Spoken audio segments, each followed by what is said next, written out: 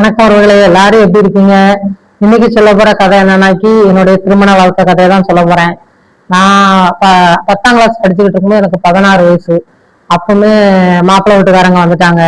அப்ப பழைய காலத்துல வந்துட்டு பொண்ணு பிள்ளைங்க எல்லாம் சீக்கிரத்துல கட்டி கொடுத்துடணும் வச்சிடணும் அப்படிங்கறது அம்மா அப்பாவோட கடமை அப்படிங்கிற மாதிரி அவங்களுக்கு ஒரு ஆசை.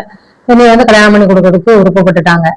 சரின்னு சொல்லி நம்ம அதை எழுத்து பேசுற பிள்ளைங்களும் கிடையாது. அம்மா அப்பா என்ன சொல்றாங்களோ அதுபடிதான் நாங்க நடப்போம்.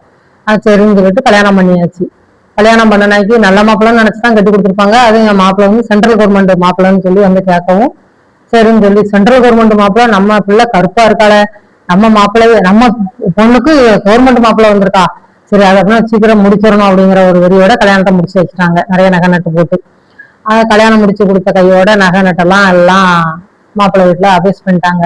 அபேஸ் பண்ணிட்டு என்ன பண்ணிட்டாங்க, சரி நம்மளை எந்த ஒரு கட்டத்துக்கும் சேர்க்காம கொள்ளாம நம்மளை ஒரு செல்லா காசா நினைச்சுக்கிட்டு அதான் மொத்தத்துல அவங்க வீட்டு என்ன சொல்றது வேலைக்காரங்களோட கேவலமா நம்மளை நடத்தின மாதிரி எல்லாம் ட்ரீட் பண்ணி அதையும் முடிச்சுட்டாங்க. அப்புறம் கேப்பார் பேச்சை கேட்டுட்டு என்னையும் பிள்ளைங்களையும் கைவிட்டுட்டே போயிட்டாரு.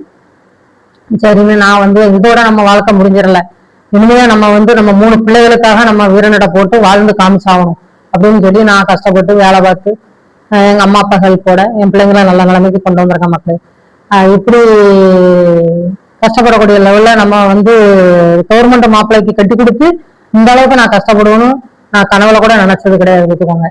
இன்னும் என்னுடைய வாழ்க்கை கதையை நான் உங்களுக்கு முழுசா சொல்லணும்னா எல்லாரும் எனக்கு ஹெல்ப் பண்ணணும்னு நினைச்சீங்கன்னா எல்லாரும் ஒரு போல சப்ஸ்கிரைப் பண்ணிருங்க, மறக்காம லைக் பண்ணுங்க. நன்றி உறவுகளே.